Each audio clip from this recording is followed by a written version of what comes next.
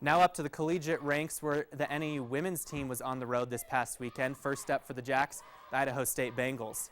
The Jacks would jump out to an early lead in this one, but were unable to hold on as the Bengals outscored the Jacks 42-34 in the second half.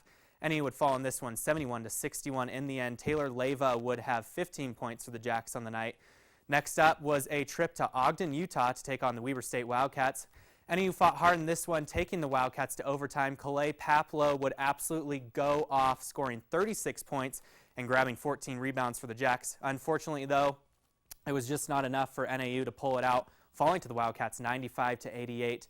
Next up for NAU is a trip to Southern Utah on Saturday before they return home for their final 2 games of the season.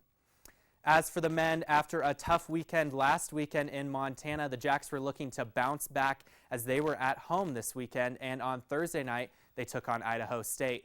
And they were able to bounce back in this one behind 17 points and 9 rebounds from Kaluna, while Torry Johnson added 16 points. The Jacks were able to take down the Bengals 81-68, giving NAU their 3rd win in Big Sky play as the conference season winds down. After the game, Coach Jack Murphy was happy to see his team get off to a fast start and play together.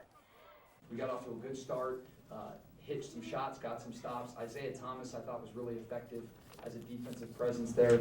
And then, like I said, we made some baskets offensively. It got us off to a good start and kind of kept the momentum going. Our guys are, when you have a young group, they're going to play better and better when they're more confident. And our confidence relies a lot unfortunately, on how we're doing on the offensive end. And I thought we executed and were good on offense, and that gave us more confidence and kind of kept it going.